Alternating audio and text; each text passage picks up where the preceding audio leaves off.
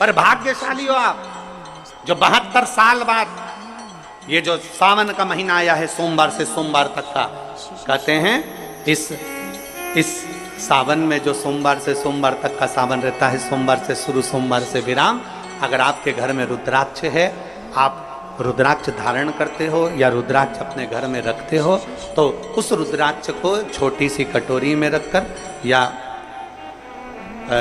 एक पात्र में रखकर 7 बार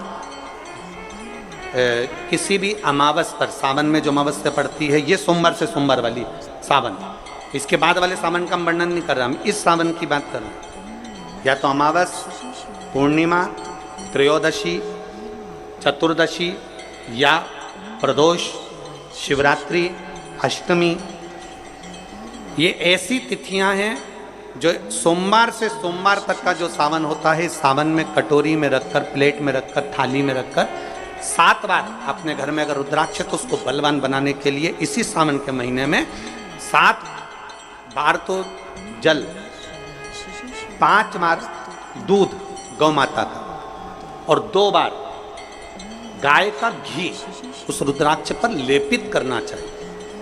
और फिर उस रुद्राक्ष को धूप बत्ती हो या घर में गूगल की धूप हो, और धूप बत्ती से उस रुद्राक्ष को सिद्ध कर लेना चाहिए।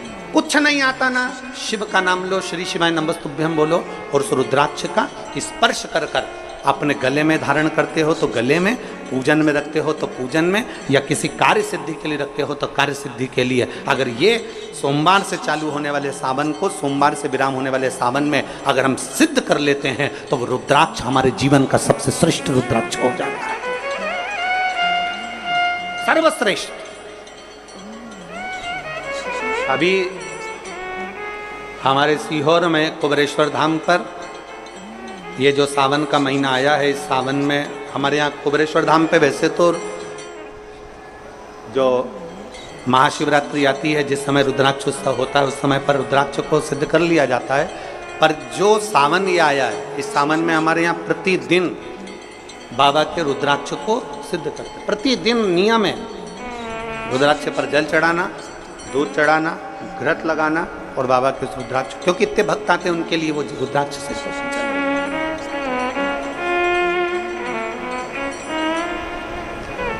इसी सावन में 4 मुखी 3 रुद्राक्ष, कितने? 4 मुखी कितने? 3। 5 मुखी रुद्राक्ष 3 और 6 मुखी रुद्राक्ष 3। इनके बीच में सवा गांठ लगाई जाती है। 4 रुद्राक्ष कितने? जल्दी बोलो। 4 मुखी रुद्राक्ष कितने? 3। 5 मुखी रुद्राक्ष कितने? 3। 6 मुखी रुद्राक्ष कितने? 3। इनके बीच में सवा गांठ लगाई जाती है। मतलब एक गांठ पूरी लगाई जाती है, फिर आधी गांठ लगाकर फिर रुद्राक्ष को डाला जाता है लाल धागे में, फिर सवा गांठ ऐसी चलती है। 9 रुद्राक्ष होते हैं कुल टोटल। अगर ये 9 रुद्राक्ष को शंकर भगवान के शिवलिंग के पास में रखकर ये सावन, इसको अन्य सावन में नहीं कर सकते, केवल इसी सावन भगवान शिव के मंदिर में शिवलिंग के पास उसको रखकर 7 लोटा जल, 5 बार दूध और 2 बार घृत अगर लेपन कर दिया जाता है उस माला को, और उसी माला को हम बेलपत्री के पेड़ के नीचे बैठकर अपने गले में अगर धारण कर लेते हैं तो दुनिया का ऐसा कोई कार्य नहीं जो तुम्हारे लिए हो नहीं, पक्के में होकर ही मान। उस रुद्राक्ष का इतना महत्व, ये तुम जो सहज में सुन रहे हो ना, हम फिर कहेंगे दया सिंह, जो हम फिर दया सिंह जी को धन्यवाद देंगे कि ये जो सावन के महीने की कथा लिए दया सिंह जी, ये साधारण नहीं है। दुनिया के लोग भले इसको सहजता में रख लें। 27 जुलाई 1953 में ये सावन आया था, उसके बाद 2024 में ये सावन आया। लोग तरसते हैं इस सावन के लिए कि इसमें हमें रुद्राक्ष को सिद्ध करना है, हमें इसमें बेलपत्र का पान करना है, इसमें हम जो मांगेंगे हमारा बाबा कृपा करने के लिए तत्पर रहता है। ये वो रुद्राक्ष का आनंद उठाते हैं। मैं धन्यवाद देता हूं दया सिंह जी आपको बहुत बहुत, और पूरी समिति को। शिव मंदिर में जैसे आप लोग जाते होंगे शंकर जी के मंदिर में, तो ये तो शिवलिंग हो गया, ये जलाधारी हो गई, ये जलाधारी है, ये शिवलिंग है। और जलाधारी और शिवलिंग के यहाँ शिवलिंग से लेकर जहाँ से पानी नीचे गिर रहा है, आप पानी यहाँ चढ़ाते हो तो ये घूम के यहाँ से नीचे आ जाता है। आपने जल यहाँ चढ़ाया शिवलिंग पे तो जल घूमकर यहाँ से नीचे आ जाता है।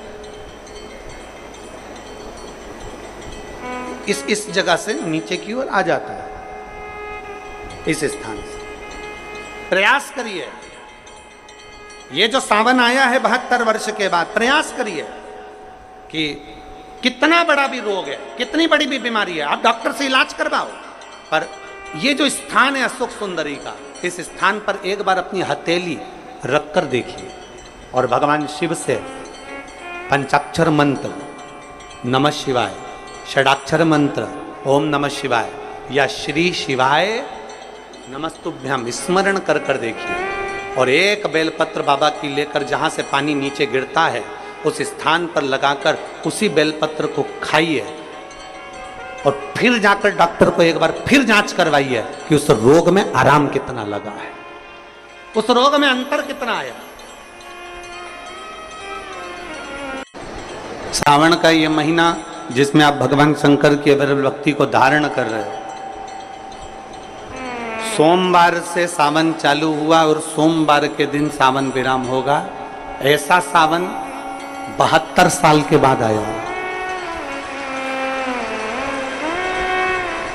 27 जुलाई 1953 में ऐसा सावन पड़ा था। कितनी तारीख को? जम के बोलो जरा। 27 जुलाई 1953 में ऐसा सावन पड़ा था, जो सावन सोमवार से चालू हुआ था और सावन सोमवार के दिन विराम हुआ था। 72 साल के बाद ऐसा सावन आया है जिसका योग आज है।